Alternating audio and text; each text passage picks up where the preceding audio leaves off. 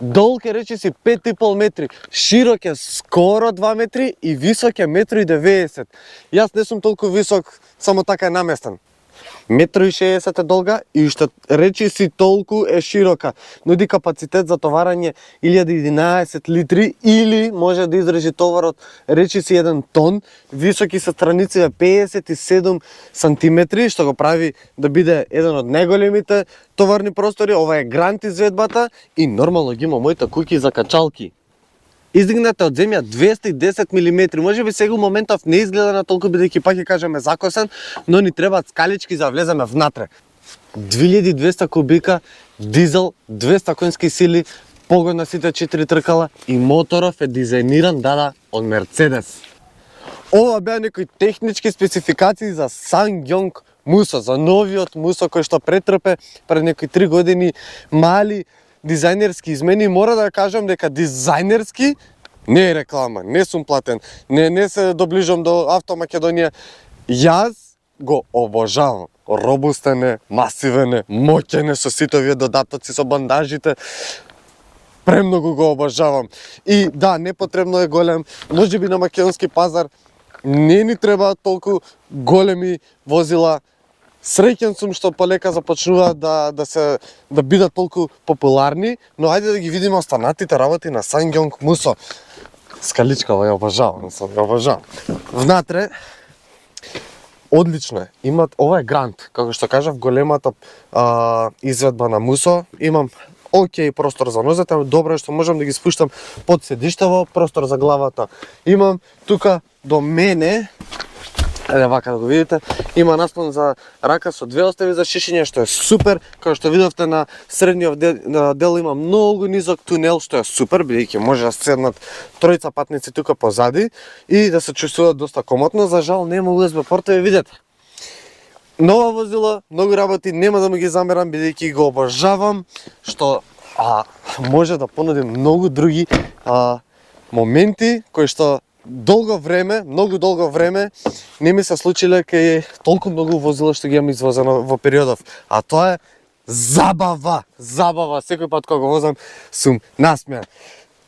Предниот дел. Океј, убаво. Не премногу меки материјали, сосема доволно, мислам намената му е таква да не се замарате, да не ви е битно дали ова е пластика, дали е фейк карбон, дали има пијано пластика која што може да се изгребе. Не ми е гајле. Ги обожавам рачкиве, имам 8-инчен екран кој што океј, не е најреспонзивниот, нема најдобра графика, но имам опција да го поврзам со мојот телефон без разлика кој оперативен систем, само ми треба USB кабелче или преку Bluetooth. Има тука два USB порта, дури ми се свиѓа овој држач тука за телефонот, нормално. Тука имаме електронска опција за каков режим на возење сакаме, дали 4H, 4L или погон на 2 тркала. Напред аналоген дисплеј, најдоброто, грејење и ладење на двете предни седишта. Мислам, го обожавам, Мусово го обожавам, фича прави транзиција, одиме да го возиме на офроуд патека.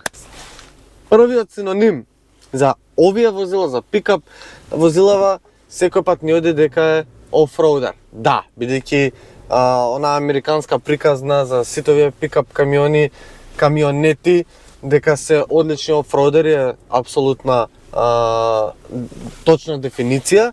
Но конкретно за SsangYong Musso више кога збориме, дефинитивно тоа го потврдува од секој можен аспект.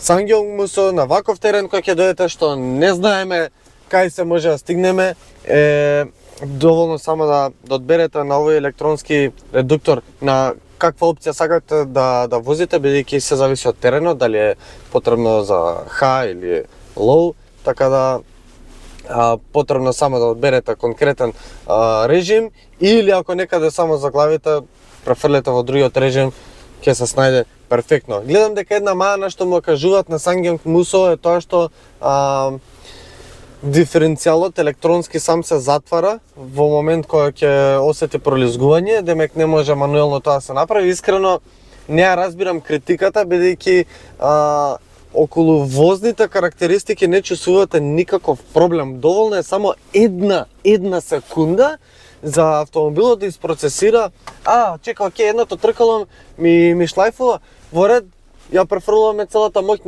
на другото тркало за да не извади од дупката. И мислам, не чувствувате никаков проблем. Види се, на 45 степени јагол сме, тука не баре ќе допрам земјава, таму го гледам само небото и вас. И нема никаков проблем, мислам, не гледам никаква потешкотија за Сангјонг да на кал и на мека земја да осети лизгање или колебливост или да моторот да не може доволно да се снајде, мислам, стварно феноменално. Волку многу забава, одамна не сум имал не само на ваков офроуд терен, каде што треба малку понежно, да внимавате малку повеќе, да си дадете повеќе екстреми да поминете, но исто така Сангјонг Мусо Гранд, конкретно оваа изведба, е опремена со помеката суспензија, што значи дека многу добро се снаоѓа и на асфалт. Затоа се правиме транзиција, се префрлуваме на асфалт. И првиот момент кога ќе дојдете на асфалт, веднаш, дечки, веднаш ја чувствувате таа помека суспензија, тие федер платна што се поставени за да се чувствува помеко. И стварно, вожњата е мека, немам непријатности, стварно уживам во возењето. Точно се чувствуваат одредени дупки, се чувствува малку повеќе вибрација и некој ќе го каже тоа како критика негативна. Јас не би се согласил, бидејќи за едно вулкаво возило, за таква намена треба да тегне позади тон во другата кабина. Позади него може дополнително да влече 3,5 тони терет. Тоа е сериозна бројка, дечки, и ти да можеш да влечеш такви сериозни бројки, треба и да можеш да го истрпиш тој терет, да се снајдеш со него. Нормално дека кога ќе биде празно возилото, се чувствуваат одредени вибрации, но кога ќе го спомнеме сето тоа, мора да ви потенцирам дека сум возел урбани кросовери кои што на шахти реагирале многу подрастично од Мусо, така да не би го кажал тоа како негативна критика толку голема на Мусо. Многу е мек, многу е пријатно внатре, нема дистресата воопшто, каменот бубрек како што кажуваат одредени колеги мои. Стварно меко, нежно, фасциниран сум. Некој ќе кажува дека има клатење, да, има клатење, поради висината, физика си игра, мислам тука не можеме против неа, но клатењето е само поради самата висина и издигнатоста од земја. Мусо е толку многу цврсто возило, толку многу стабилно возило, толку многу добра контрола имате над него, над волан, над тркала, што ќе ве фасцинира. Мене ме фасцинира бидејќи во кривина можам и малку помашки да влезам и да се почувствам уште по-забавно, да имам таа забава не само на офроуд, туку и на асфалт. И мислам, стварно многу добро се снаоѓа и по кривини. На вулкаво возило, браво, браво, браво. 6 степен мануелен менувач, имате во опција и автоматски. Некој ќе каже дека автоматскиот е подобар, не се согласувам. За подобра забава, мануелен, прецизен менувач е по-груб, точно, е по-груб, но е многу по-прецизен, многу по-интересна забава имате, подобра конекција со возилото имате кога менувате мануелно. Мислам, уживанци е. И моќен е. Не е брз, моќен е. Тие работи треба да се разграничат. Моќен е, може, се чувствува дека може многу поголем терет да влечи, да не му е тоа никаков проблем. 200 конски сили не е за тркање, мора и тоа да го разбереме. Не ни треба тука да бркаме времење од 0 до 100, мислам, никој кој што ќе го вози во возило не го интересира таква бројка, не го интересира колку му троши, која цена е, дали може да го вози низ град, дали е мек. Тие работи ги решивме и останува потрошувачката, 10,5 литри потрошувачка, 10,5, 2200 кубика, 200 конски сили, 4x4, 5,5 метри е долг, 2 метри е скоро широк, 1,90 м висок, тежок е и на сите тие бројки да имаме 10,5 литри потрошувачка, тоа е добра добра бројка. Може со внимавање да се спушти бројката и до фабричките бројки како околу 9 литри, но треба многу да внимавате, треба да бидете нежни како ќе трнете, колку проценти газ ќе додадете, како ќе го спуштите кон плугот, кога ќе закочите. Мислам, реално е можно, но нема потреба тоа. Мислам, нормалното возење што го имаме нуди на сосема доволно добра бројка за потрошувачка, 10,5 литри.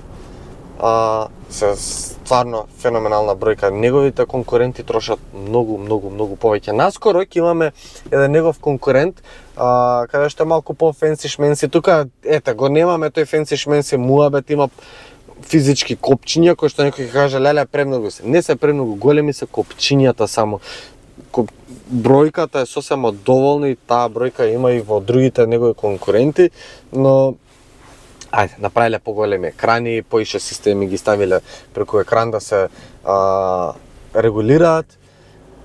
Немаме тука толку безбедносни системи. Мислам, у моментов немам систем за задржување во лента, немам автоматска кочница, немам радарска контрола, но ги имам потребните елементи, грејење и ладење на седишта, грејење на волан. Мислам, таков комодитет ми треба. Кај ова возило сакам едноставно да седнам и да уживам, а не да се занимавам со еден тон технологии. И тука ми ја гледам и ствари целата забава.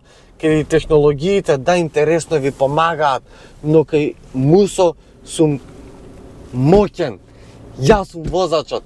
Јас се чувствувам моќно бидејќи ја и Мусо заедно продавме низ онаа дупка со толку многу кал.